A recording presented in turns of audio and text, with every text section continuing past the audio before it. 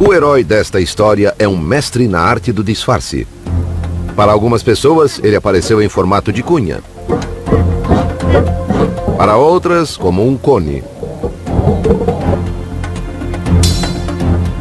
Mas, independentemente da forma que assumiu, ele sempre foi o número 1. Sua história é a nossa história. É uma história de lutas, de sabedoria. Uma história sobre as origens dos números. Nós veremos como o 1 ajudou a criar as primeiras cidades, como ajudou a construir impérios e como inspirou algumas das mentes mais brilhantes da história. Também conheceremos sua participação no modo de funcionamento do dinheiro. Por fim, veremos como o 1 se associou ao 0 para dominar o mundo em que vivemos hoje. Um mundo digital que funciona com 1s e 0s. These words that I'm now speaking were first written down on my computer using a code of 1s and 0s. Even my image coming into this digital TV has been sent through the ether as a series of 1s and 0s.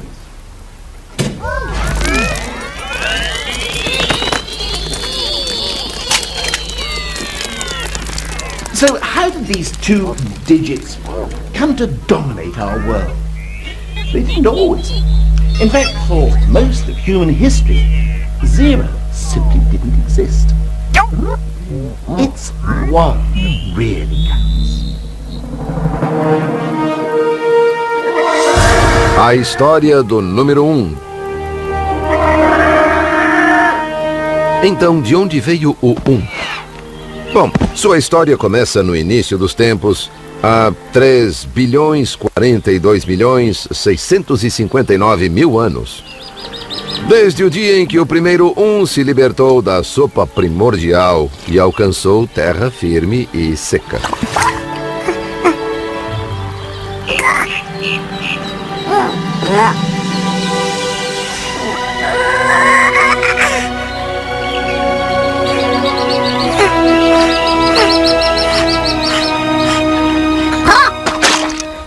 Not really, just joking.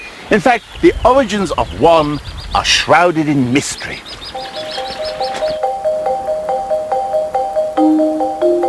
Trata-se de um mistério que somente nossos mais remotos ancestrais poderiam esclarecer. A certa altura, um deles deve ter sido o primeiro ser humano a utilizar o 1 para fazer uma contagem. Mas quando?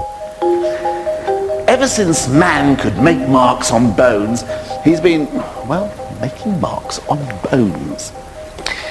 But what about the fellow who scratched marks like this 150,000 years ago? Is it possible that he could have been counting? Could these scratches represent a series of 1s? Well, the experts tell us that, giving due weight to the scientific and archaeological evidence, they haven't a clue. O que eles já sabem ao certo é que o 1 é muito mais novo do que nós. It's not until quite recently, a mere 20,000 years ago, that we get the first really solid evidence that 1 existed and that someone was using it for counting. O nascimento do número 1. É claro que ele não era assim quando surgiu. Na época, o 1 era apenas um risco em um osso.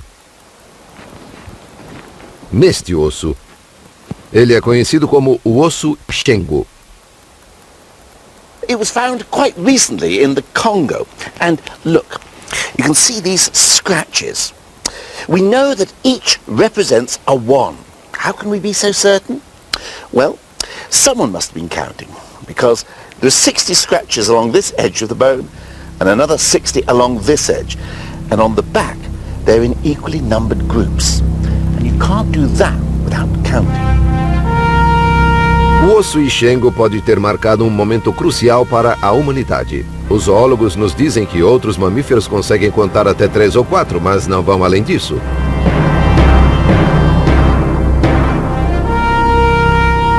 Transformando o 1 em um risco, nossos ancestrais foram capazes de contar até 4, 5 ou 6, se fossem sujeitos bem espertos.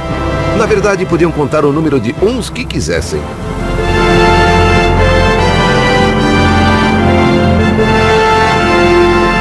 And that is what gave us the edge over the lions and the tigers. From now on, counting knew no limits.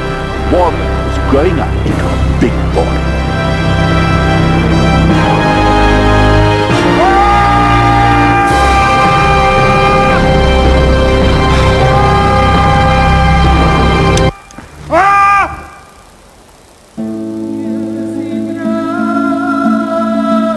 Nessa mesma época, os seres humanos estavam deixando a faixa da pobreza. E esse fato mudaria para sempre a história do 1. Eles pararam de viver em cavernas e começaram a construir seus próprios refúgios, as casas.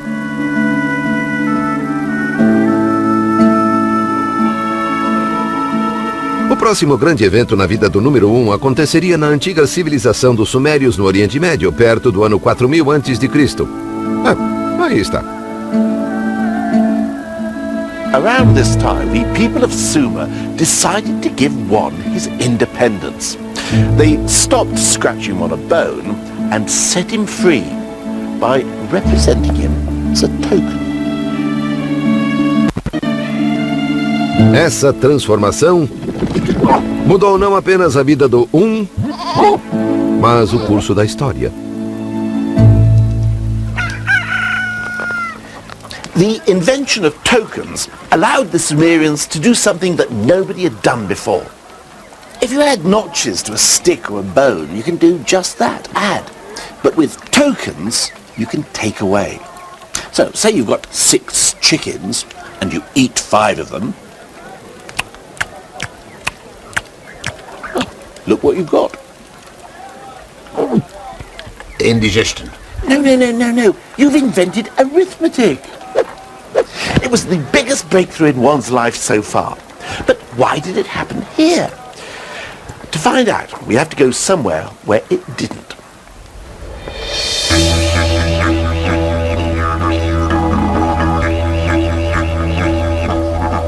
Conheça os Walfres do interior da Austrália.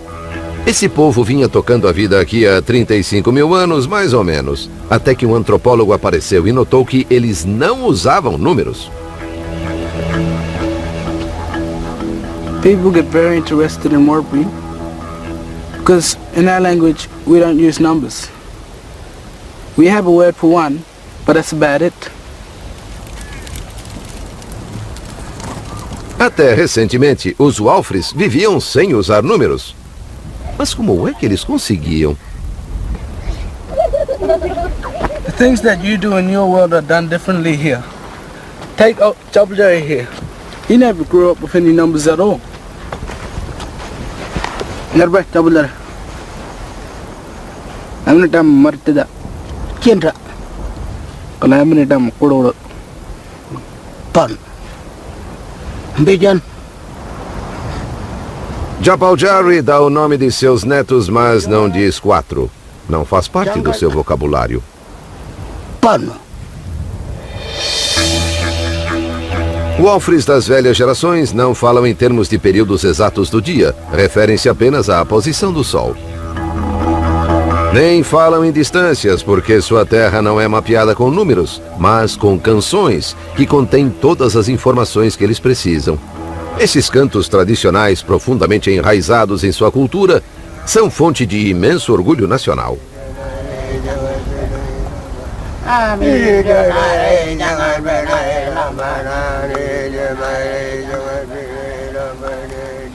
O fato é que na tradicional vida Walfre, eles não precisam de um sistema numérico, tampouco de aritmética. Então, por que do outro lado do mundo, 6.000 anos atrás, o povo da Suméria sentiu a necessidade de transformar o 1 em um cone e inventar a matemática?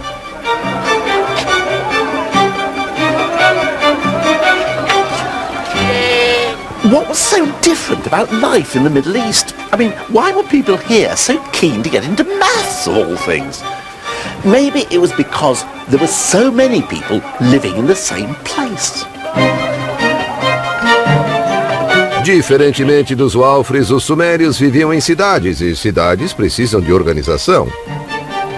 Os grãos tinham de ser estocados e distribuídos, e para descobrir quanto cada pessoa devia receber, a aritmética era essencial.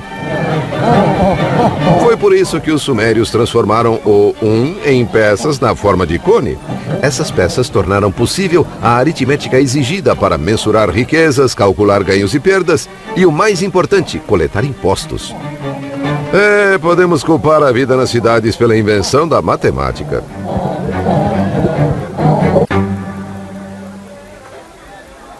The ability to do arithmetic wasn't the only thing the Sumerians needed for their civic programs. They also needed to be able to keep a permanent record of their calculations.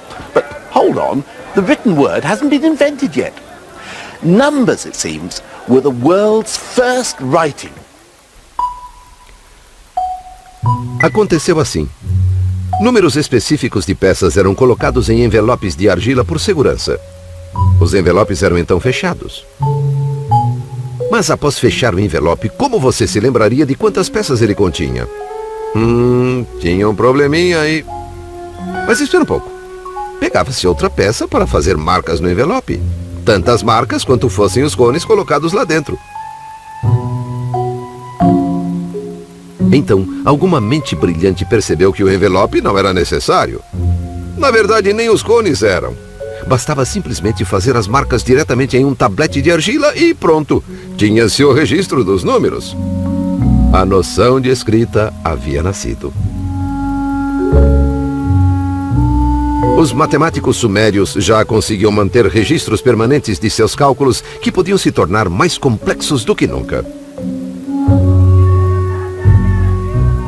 Poucas pessoas eram iniciadas nos mistérios dos números, e elas eram treinadas desde a infância. Tornaram-se uma elite poderosa e muito bem paga que até hoje nós valorizamos. Isso mesmo. O maior presente dos sumérios para o mundo foi o reverenciado contador.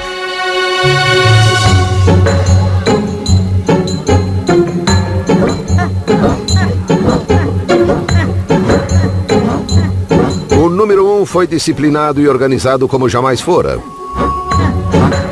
Tornou-se uma ferramenta poderosa que podia ser usada, por exemplo, para construir impérios. Exatamente o que aconteceu com o número 1 em sua encarnação seguinte. O número 1 se torna uma medida.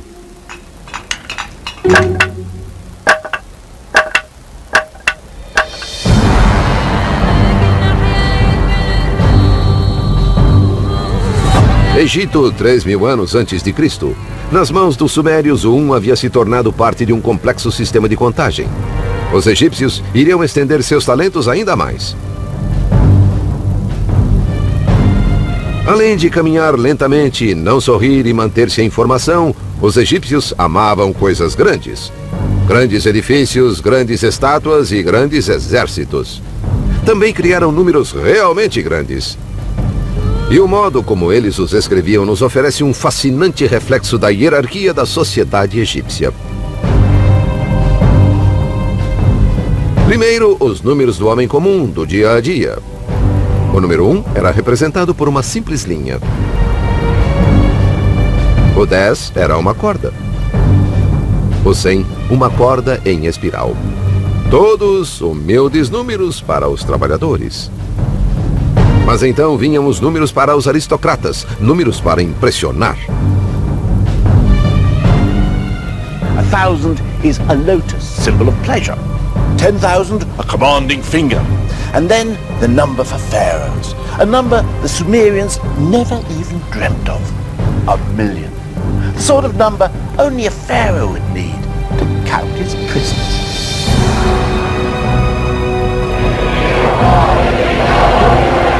Era o primeiro 1.000.000 da história. E o símbolo que eles usaram foi o de um prisioneiro implorando perdão. Ou será um contador implorando para não ter de contar mais prisioneiros? De qualquer modo, o número 1 nunca esteve tão ocupado. But one had another job the Egyptians wanted it to do. Perhaps the most important job of all. Eles precisavam que o número 1 ajudasse no canteiro de obras. Os egípcios eram construtores entusiasmados e davam muito valor à beleza. Mas é impossível criar belos edifícios sem medir com precisão. E não dá para medir com precisão sem saber qual é a sua unidade. Ou seja, o que você quer dizer quando se refere ao 1. Para resolver esse problema, os egípcios fariam algo que ninguém fizera antes. Definiriam sua própria versão do número 1. Ela se baseou no comprimento do braço de um homem, do ombro à ponta dos dedos mais a largura de sua mão. O número 1 passou a ser conhecido como cúbito, a medida para todas as coisas. A incontestável régua.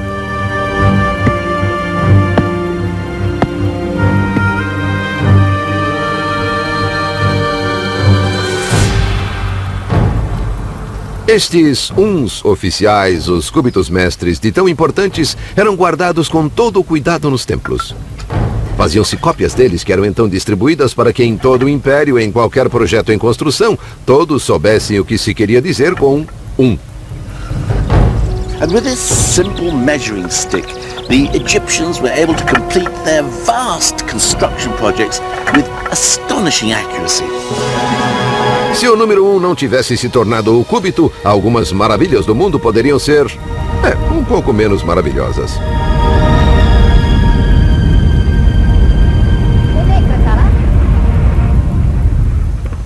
By transforming one from counting things to measuring things, the ancient Egyptians hadn't just opened up a whole new world of bespoke tailoring and fitted carpets.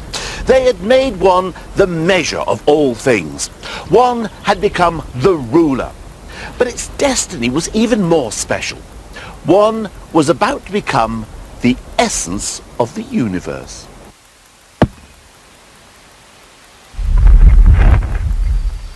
O número 1 se torna um deus grego.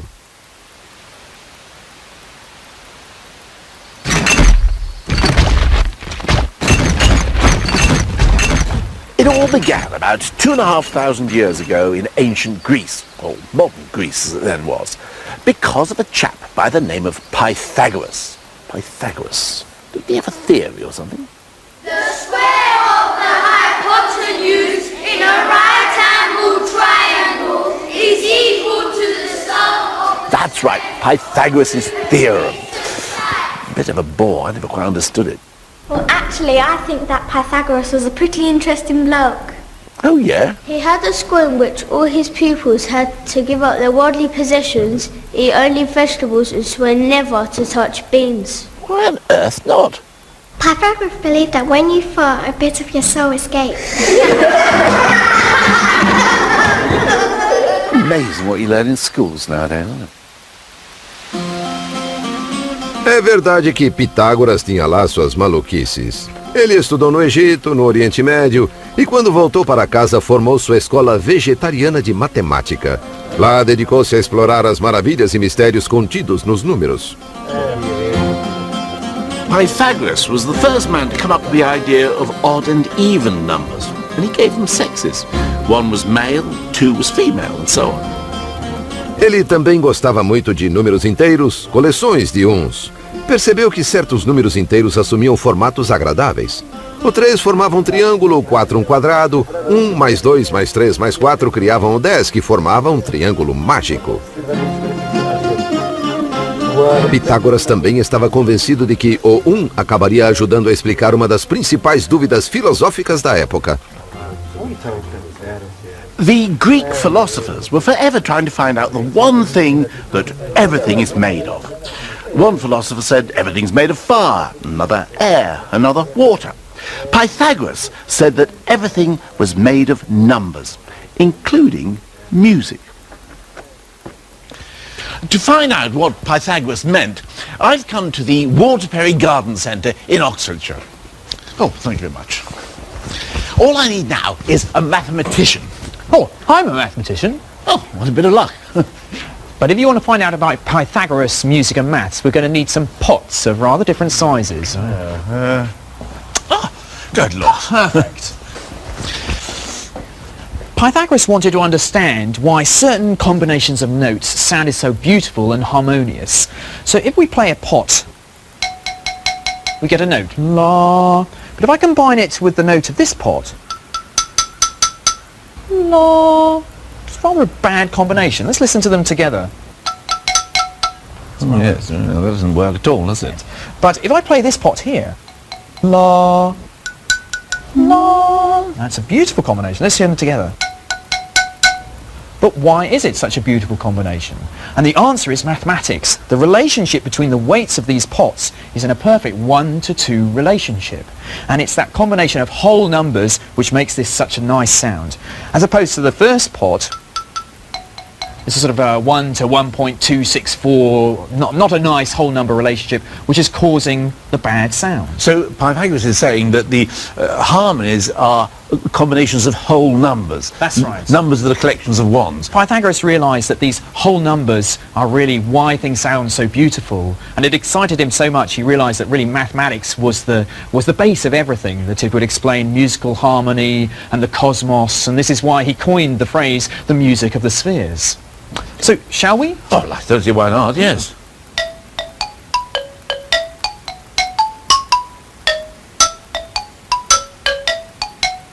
Se a beleza da música confiava nos números inteiros, Pitágoras concluiu, o mesmo deveria acontecer com tudo.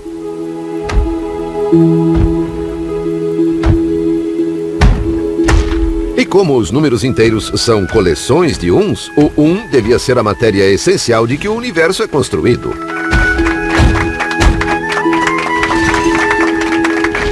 O número 1 nunca foi tão admirado. But ultimately, Pythagoras' whole belief system was doomed. And ironically, it was the triangle that made him famous, which was to prove his undoing.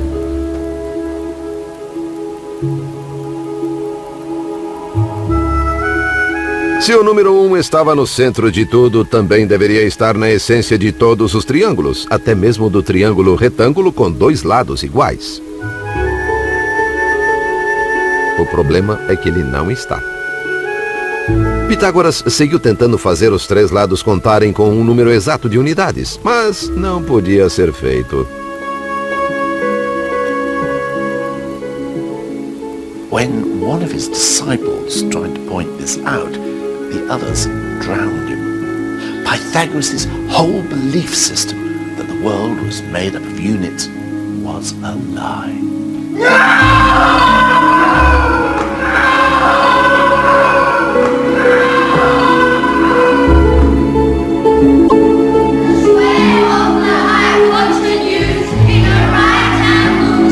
Pobre Pitágoras, derrotado por sua forma geométrica favorita.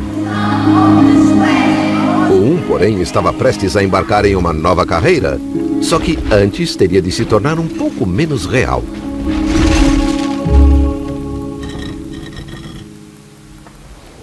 Like everyone else before him, Pythagoras couldn't conceive of numbers unless they represented actual things. Now, 1 was not a 1 unless it stood for one chair, or one step, or one television presenter. But the mathematicians who followed Pythagoras broke free of these constraints. Yep, Archimedes, famous today as the world's first streaker, but in fact the greatest mathematician of ancient times. Arquimedes adorava os jogos com números.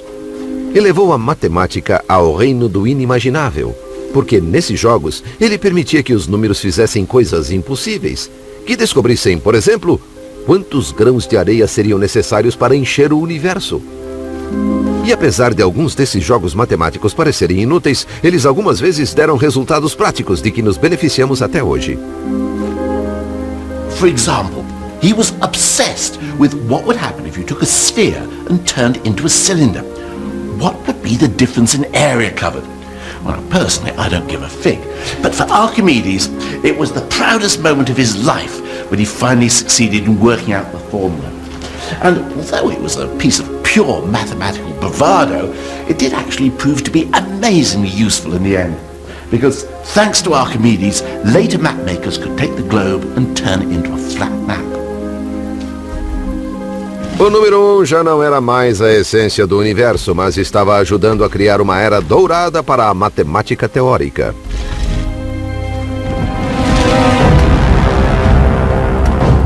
Uma nova força, porém, estava conquistando o mundo.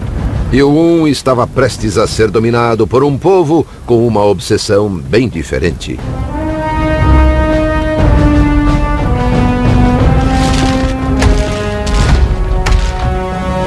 Arquimedes vivia em Siracusa, e quando os romanos invadiram a cidade em 212 a.C., ele estava no meio de um cálculo particularmente intrincado. Na verdade, estava tão envolvido que tudo o que conseguiu dizer foi: "Imploro que não perturbem este momento." Talvez não tenha sido uma atitude sábia. It was the end of theoretical mathematics in the classical world. The Romans weren't interested in airy-fairy abstractions like how to calculate the weight of all the goats who ever lived. They were interested in power. Gostando ou não, o número 1 agora era um servo de Roma. Precisou deixar para trás o mundo da matemática abstrata e passar a lidar com preocupações mais práticas. O número 1 vai para o exército. Ele se tornou a espinha dorsal do mundo romano, enquanto os romanos o usavam para impor uma rígida organização numérica em seu exército. Havia 10 homens por seção. E 10 seções com 10 homens eram chamadas de uma centúria. 2 centuries were called a manipulus, which means literally a handful, which I imagine 200 Roman soldiers probably were.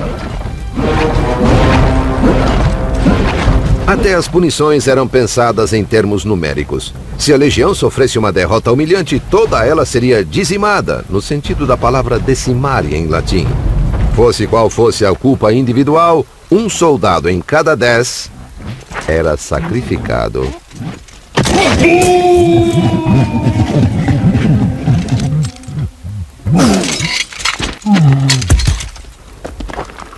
The great aim of the Roman world was to keep things ticking over. Theoretical mathematics just wasn't them. Mark you, I'm not surprised. I mean, the Roman numerals don't exactly make it easy, do they? I mean, look at them. They're just an elaboration of the old notches on a bone. The only sophistication being new symbols as the numbers get more unwieldy. V for 5, X for 10, C for 100, up to their symbol for 1,000,000. But it's still just a simple counting system. Fine for writing inscriptions on tombs, but not much cop for the complications of theoretical maths. Well, you try writing 1,000,000,000 like that. In modern numerals, it takes me about 8 seconds. I tried it. In Roman numerals, it would take something like 16 minutes. Não é surpresa, então, que os algarismos romanos sequer fossem usados para calcular. Qualquer cálculo tinha de ser feito em uma tábua de contar, uma versão primitiva do ábaco.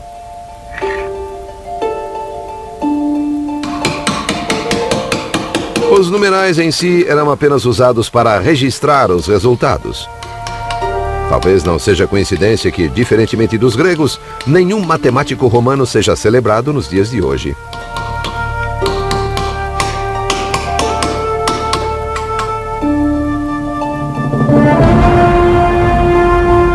Enquanto o poder de Roma se espalhava, o mesmo acontecia com seu sistema numérico.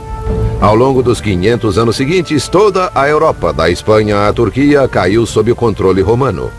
E mesmo quando o império começou a ruir, seus numerais continuaram em pé. Mas apesar de o sistema romano parecer indestrutível, ele não era. Seu nêmesis veio do Oriente, para ser mais preciso, da Índia, no ano 500 depois de Cristo. Ou mais ou menos isso.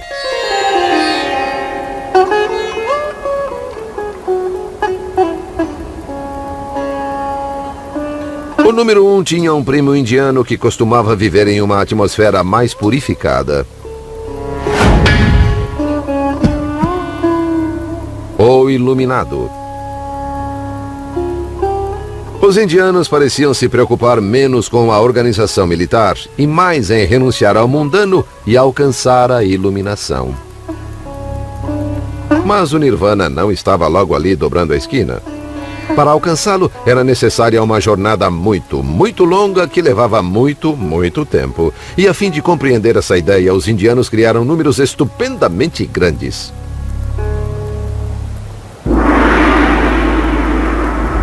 Take a Raju, for example. A Raju is the distance covered by God in 6 months. If he travels 1,000,000 kilometers in every blink of his eyelid. Or how about a pallium?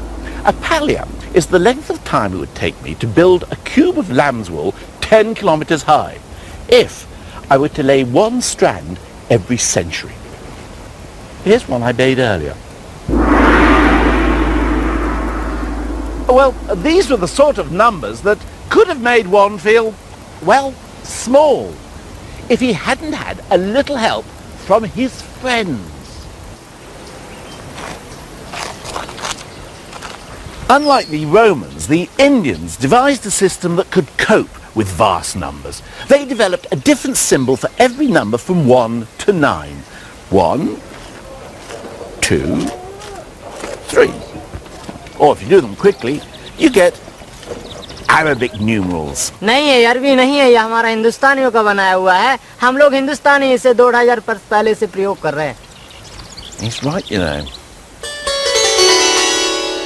Os algarismos que usamos hoje são chamados de arábicos, mas na verdade surgiram na Índia desde o ano 500 a.C. But then, around 1500 years ago, or a little longer if you're watching a repeat of this program, someone came up with a stupendous, incredible, extraordinary idea. The biggest revolution in numbers since the Sumerians invented maths. A creation that would change the world. They invented an entirely new number. E ele está aqui, dentro deste pequeno templo de 1100 anos em Gwalior, norte da Índia, podemos encontrar esse novo número. E após uma viagem de 6.500 quilômetros, finalmente vou conseguir vê-lo.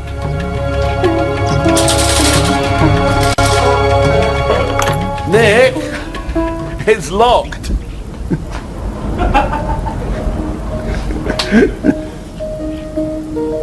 Então, nós esperamos. E enquanto esperávamos, eu me perguntei, como é que este novo número não foi inventado antes? É um número muito simples, que leva só um instante para dizer e ainda menos para escrever. Ah, here he is. Mas quando foi inventado, transformou a vida do número 1 de uma forma que acabaria por modificar o mundo todo.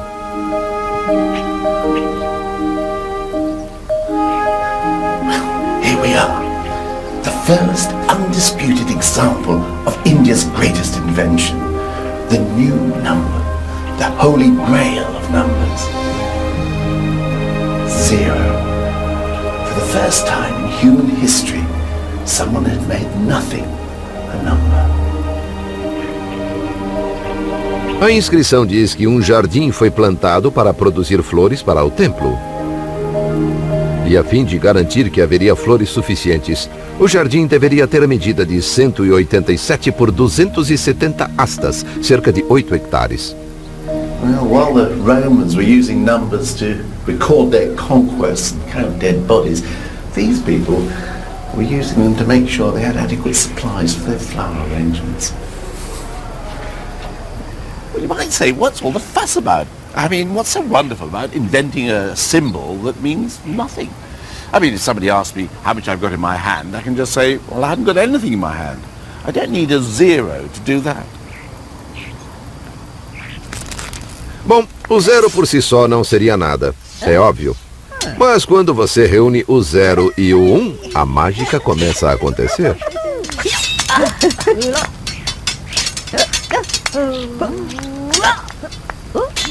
E quando o resto da trupe se juntou a eles, os resultados foram espetaculares.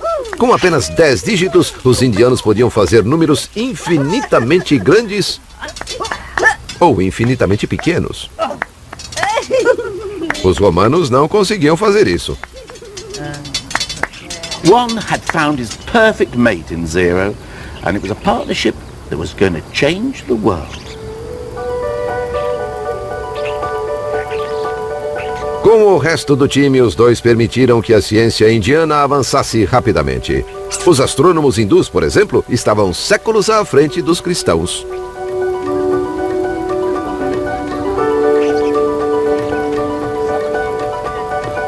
Indian scientists worked out that the Earth spins on its axis and that it moves round the sun. Something that over in Europe, Copernicus wouldn't figure out until 1,000 years later. Cientistas indianos também calcularam o diâmetro do globo e erraram em menos de 1% da medida correta. Tudo isso foi possível por conta do 1, do 0 e do resto da trupe de inúmeros artistas. Eles eram uma sensação, e sua fama logo começou a se espalhar pelo planeta. Um conflito com os algarismos romanos estava fadado a acontecer cedo ou tarde, mas por algum tempo, o número 1, o 0 e seus amigos vagaram pelos desertos da Arábia para chegar a uma das sociedades mais sofisticadas da época, onde hoje fica o Iraque. Bagdá, ano 762. Mate sua velocidade, não seu camelo. Quando o Islã tinha pouco mais de 100 anos de idade, Bagdá era controlada pelo grande califa Al-Mansur. O califa queria que seu povo vivesse segundo o Alcorão, então mandou que tribunais e juízes aplicassem as leis do profeta.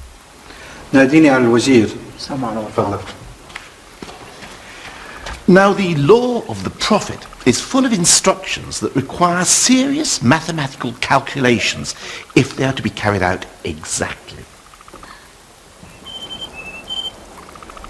For example, unlike Christianity, the Quran insists that women share in any inheritance. The book says there is a share for men and a share for women, each share depending on the number of other relatives and their relation to the deceased.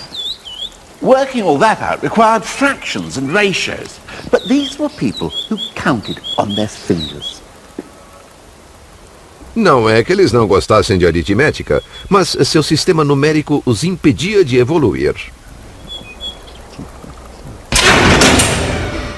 Um dia, no entanto, chegou à corte um embaixador da Índia. Ele tinha de dar ao grande califa algum tipo de presente, mas o califa era um homem de riquezas infinitas e era difícil saber o que lhe oferecer. Uma camiseta com a inscrição "Eu amo a Índia" não serviria, é claro. Mas o embaixador pensou muito no caso e decidiu dar ao califa o melhor presente que pôde imaginar: a beleza dos números.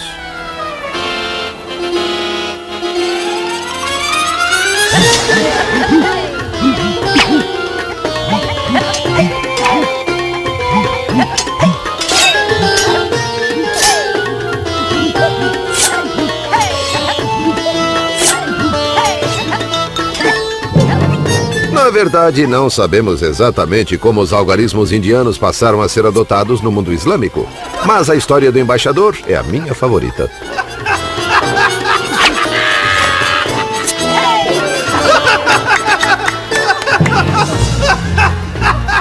What we do know is that Muslim scholars were bowled over by 1, 0 and the rest of the troop.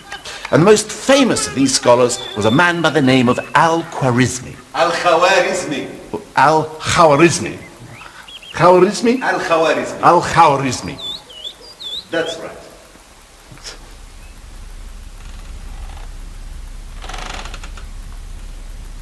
Al-Khwarizmi e seus colegas ensinaram aos numerais artistas uma série de truques novinhos em folha. Equações de quarto grau, álgebra, logaritmos, raiz cúbica, contas reversas. Tá bom, eu inventei essa última, tá? Mas essas novas façanhas numéricas permitiram que cientistas, matemáticos e astrônomos alçassem novos voos no Oriente Médio. E a trupe indiana tornou-se um grande sucesso em todo o mundo islâmico. Mas do outro lado do Mediterrâneo, o mundo cristão ainda estava preso ao velho e estático exército dos algarismos romanos, que, como eram romanos, não abririam caminho para os novos invasores tão facilmente. Um confronto entre os dois sistemas era inevitável, e quando acontecesse, poderia mudar o destino do mundo ocidental. O número 1 toma a Europa. Argélia. O começo do fim dos algarismos romanos se deu nas praias do norte da África.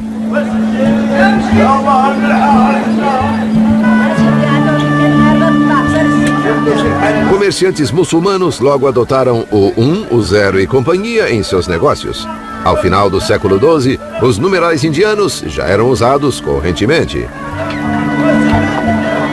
E foi no movimentado porto de Bejaia que o jovem filho de um diplomata italiano que trabalhava na Argélia assistiu pela primeira vez àquele incrível espetáculo dos números.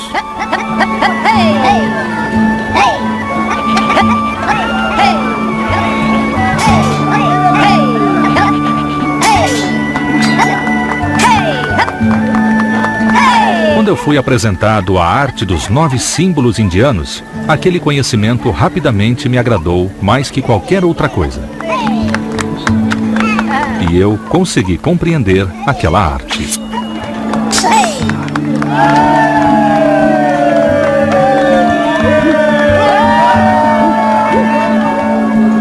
Esse jovem era conhecido como Fibonacci e ficou tão encantado com os numerais indianos que, quando cresceu, decidiu levá-los para casa.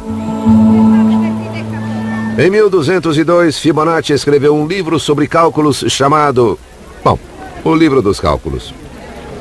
Ele é hoje considerado um dos maiores matemáticos de todos os tempos, e seu livro foi uma espécie de palco para os numerais indianos. Fibonacci wasn't just an ivory tower theorist. Part of his book of calculations was aimed specifically at merchants, showing them how useful Indian numerals could be for, say, calculating their profits. Você pode achar que isso não faria muita diferença, mas nessa época o capitalismo estava começando a tomar o continente europeu. O livro de Fibonacci era leitura obrigatória. Infelizmente, as pessoas comuns se sentiam mais à vontade com os números antigos. Afinal, viveram com eles durante quase 1000 anos. Os antigos algarismos romanos não iriam dar vida fácil para os novatos indianos.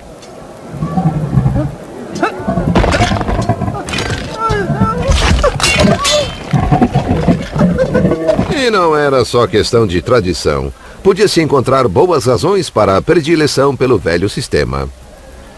For example, many medieval Italian cities had their own currency. So every time I found myself at a new town or a new set with extras and costumes, as the case may be, I have to go to the money changer's bench, or banker, as it's called. O banco era uma tábua de contar, basicamente um ábaco com peças diferentes. Os homens que o operavam, os banqueiros, tinham de fazer o juramento de que não iriam trapacear os clientes. Mind you, if the magistrates find he is cheating me, they'll come and break his bench. His banker will be rupta, which is the word for broken. And he'll be declared bankerupta, which is where we get the word bankrupt from. Hi. Now, these things, how much can I get for those in whatever place this is? He's counting it now. It's reassuring to see he's using numerals I'm familiar with, which are Roman numerals, of course. And he's using this abacus, so at least I can see what he's doing. And I get that much. Oh, right, fine. Well, thanks a lot. Nice doing business with you.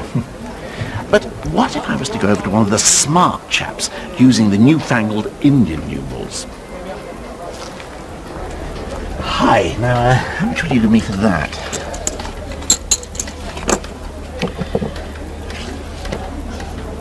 Now, you see, this is the problem. You see, as a medieval punter, I've got no idea what he's writing. I mean, no wonder people were suspicious. I mean, if my bank started keeping my accounts in Chinese, I'd be suspicious. Oh, thanks. I've got no idea how you arrived at that. But thanks anyway. Essa desconfiança se alastrou. Em 1299, a cidade de Florença acabou proibindo os mercadores de usar os novos números e contas. Eles teriam de usar os algarismos romanos. Mas nenhum número foi tratado com mais suspeitas do que o parceiro do 1, o 0. Um escritor chamou o 0 de um símbolo que cria confusão e dificuldades.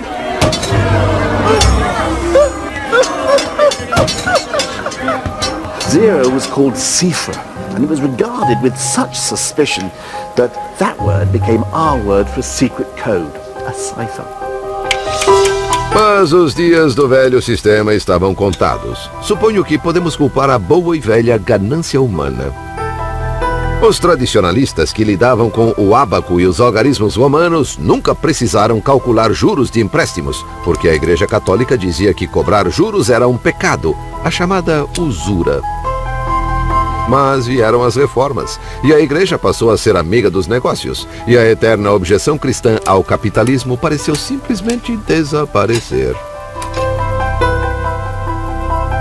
Então, nesse novo ambiente de empréstimos e cobrança de juros, quais seriam mais úteis? Os algarismos arábicos ou o ábaco? Bom, vamos descobrir. On my right, one first-class mathematician. On my left, one first-class abacist. So, supposing I lend someone £10 at 0.5% interest a month, how much do they owe me at the end of the year? Okay? Ready? Steady? Go! Kimi é abacista desde os 15 anos e está usando um ábaco moderno. Mas exatamente como se fazia no século XVII, ela arredonda seus números à medida que avança nas contas. Vamos esperar que ela avance para ganhar esta disputa. Marcos está usando papel e caneta e vem trabalhando com até 12 casas decimais. Vive no norte de Londres com sua adorável esposa e 3 filhos encantadores. Ele não é grande, mas é muito inteligente. The Kimmy has got an answer. Kimmy, what's your answer? £10.60. £10.60. So compound interest after a year would be £10.60, and the abacus seems to have got there before the mathematician. Well, I don't want to put a damper on things, but I think that answer is actually wrong. I've got an answer of £10.61.6777664035 to be precise. I've actually picked up the subtlety of compound interest, which is it's a little bit each month, but it adds up, so I've got this extra 1.67p. Para o homem de negócios medieval, significaria a diferença entre ganhar e não ganhar a vida. Talvez por isso o usuário do ábaco neste desenho pareça tão pobre. As capitalism gained respectability, calculating interest and compound interest became de rigueur for any self-respecting businessman. And for doing that, even with an abacus, the old Roman system was simply no match for the Indian numerals. Então, séculos após Fibonacci tê-los trazido à Europa, os algarismos indianos finalmente derrotaram os rivais romanos.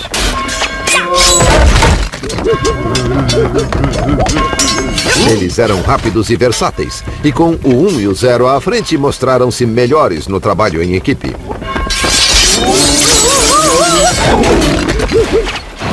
Quando o fim chegou, bastou um empurrãozinho. Os velhos algarismos romanos estavam, enfim, na bancarrota. Mas o 1 e o 0 tinham planos ainda maiores para o futuro, que não incluíam os outros numerais. O 1 e o 0 vão sozinhos. Enquanto isso, a trupe toda dos numerais indianos tomou o mundo ocidental de assalto. Com eles, os navegantes europeus tinham mais facilidade para calcular latitudes e ousaram cruzar os grandes oceanos. Foi assim que acharam a América. E os novos números se tornaram o vocabulário dos bancos modernos. Mas ainda existia muito espaço para aquele velho problema, o erro humano.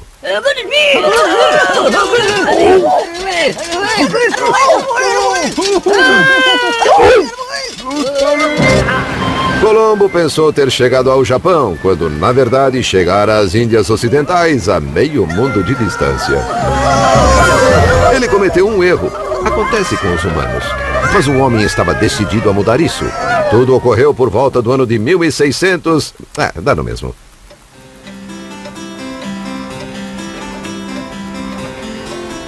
Gottfried Wilhelm Leibniz foi um dos maiores matemáticos de todos os tempos e decidiu livrar a humanidade de uma vez por todas da maldição do erro humano.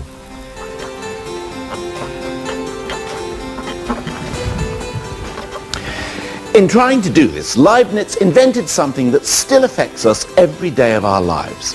What's more, it's an invention that was to give our old friend Juan the chance to rule the world. Leibniz estava convencido de que podia exterminar o erro inventando uma máquina de cálculo mecânica. E, na verdade, construiu uma usando todos os numerais, do 0 ao 9. Mas então, teve uma ideia melhor, inspirada por sua filosofia. É verdade que se os grandes vazios e a imperfeição plena pertencem ao zero,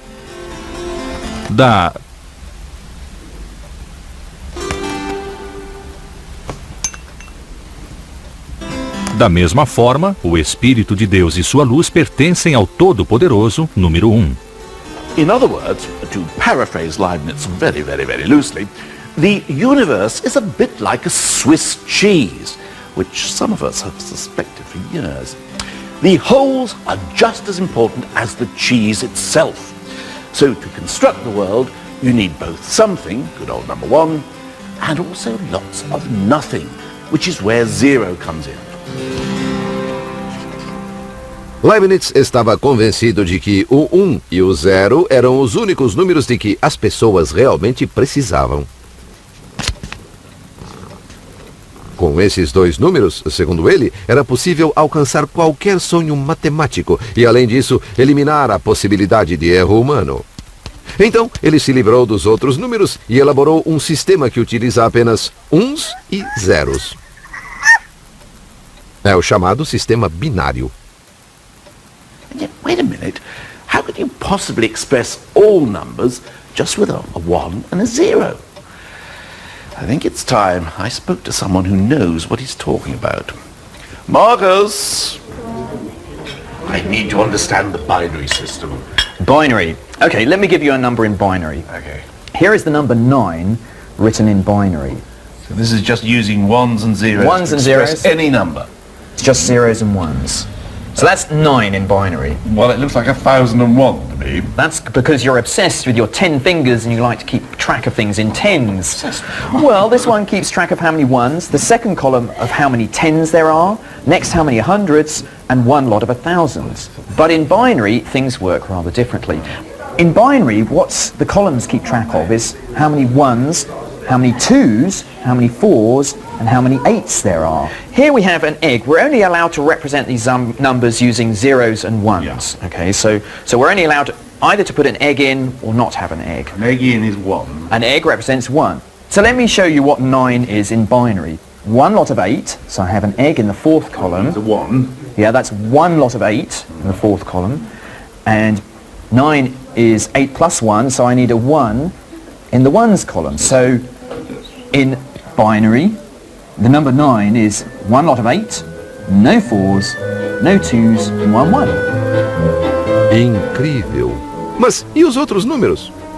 Bom, após apenas 3 horas de aprendizado, eu percebi que era possível, afinal de contas, chegar a qualquer número usando apenas uns e não uns. Além do mais, eu me convenci de que não é preciso fazer tudo isso com ovos.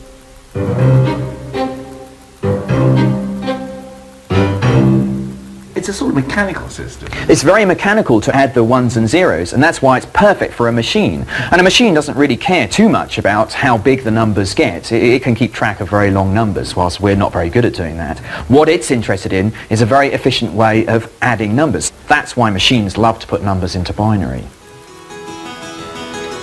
E Leibniz projetou exatamente essa máquina de binário. Mas ela usava bolas de metais que caíam em buracos em vez de ovos em xícaras. De agora em diante, erros seriam uma coisa do passado, e a era digital parecia estar pronta para assolar o planeta. Infelizmente, ele nunca construiu a máquina.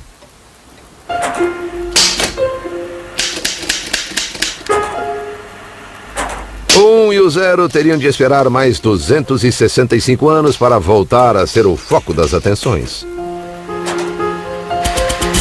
Sul da Inglaterra, 1944. Meet Colossus, the world's first working binary computer. It's Leibniz's dream made real. But instead of dropping metal balls into slots, Colossus is electronic.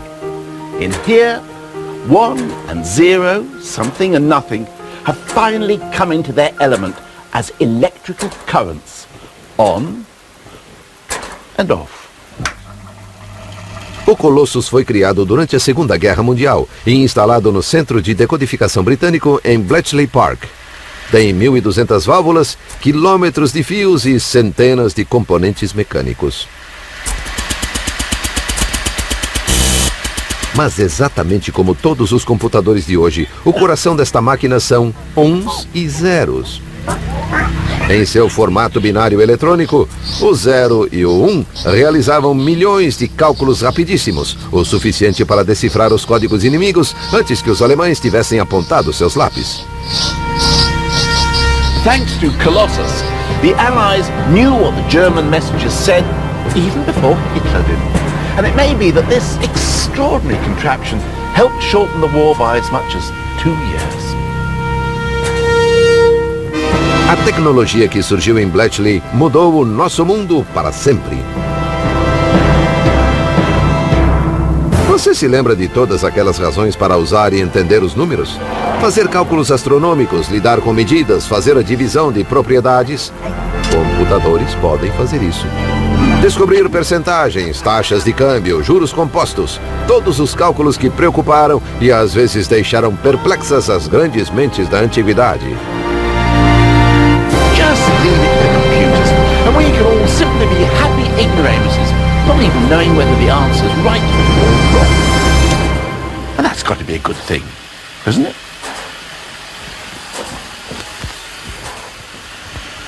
Terry? Where are you going, Terry? I say, you're not leaving me, are you, Terry? Terry!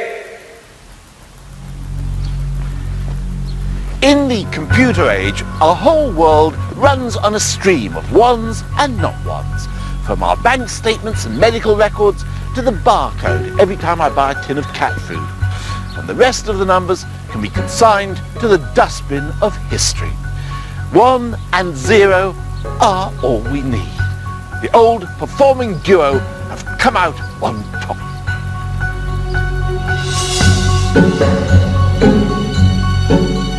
Let's just hope we can control the little blighters.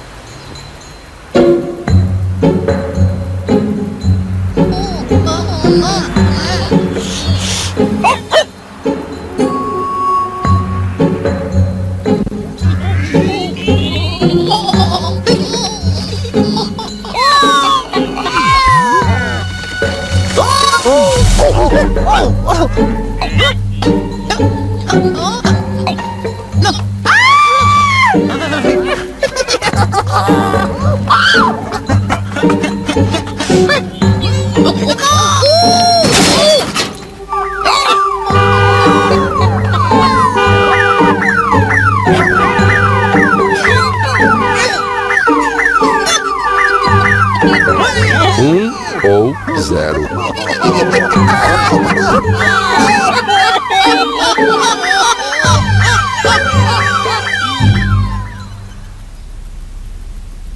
Well, I thought I was rather good, didn't you? I thought you were marvelous. Sublime. I wish they kept my astronomy just terrible. Anyone.